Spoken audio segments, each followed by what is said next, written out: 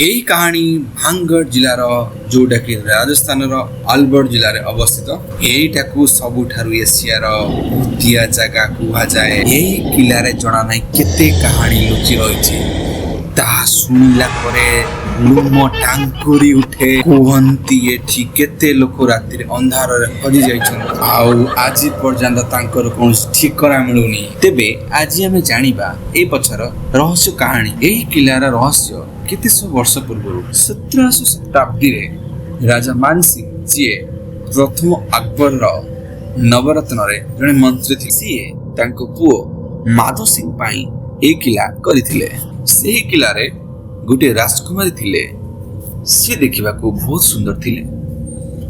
सेही राज्य रे सब राजकुमार तांको विवाह करबा को चाहुथिले, किंतु गोटे तांत्रिकर भल पाइबा एते पागल हो गला जे सब नष्ट कर देला। ये होची भांगड़ किलार रत्नावती और सिंगियार कहानी। राजस्थान रो माटी रे गोटे राजकुमारी जन्म नेले जहार नाम हैला रत्नावती। कहती कि सी एते सुंदर थिले जे जन्म भी फिका पड़ी जिवो। जेबे 18 वर्ष हेले तांको पाई पड़ोसी देश बाहागर प्रस्ताव आसिला। सेही राज्य रे गोटे तांत्रिक जादूगर रहउथिला, तार नाम हैला सिंगिया।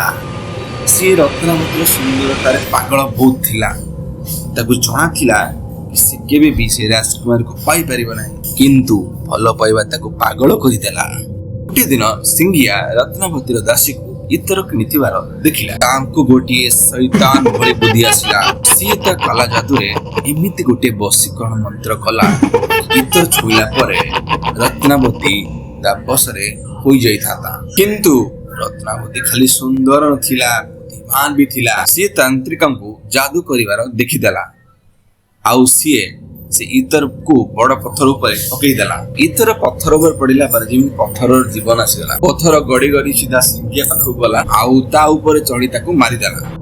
काहेकि ना सिंगिया गोटे जादू करथिला कि से इतर रे किछि इतर जाबे पड़िबो से ता पाखु पळि आसी। से चाल करथिला राजकुमार पई, किंतु ता ऊपर चाल पड़ी गला। मरिबा समय सिंगिया पूरा से राजमहल को अभिशाप दे देला कि एई राजमहल रे जे भी रहिबो से मरिबो आउ केबे भी जन्म नहीं पारिबो ना। गोटे वर्ष परे भांगड़ ऊपर आक्रमण हला आउ रत्नावती युद्ध रे मरि गेले। तापर लोक अभिशाप को नहीं विश्वास करबा आरंभ कले आउ गोटे गोटे कर समस्त महल छाड़ी चली गले। आज भी से रत्नावती रो आत्मा से महल रे बुलुची।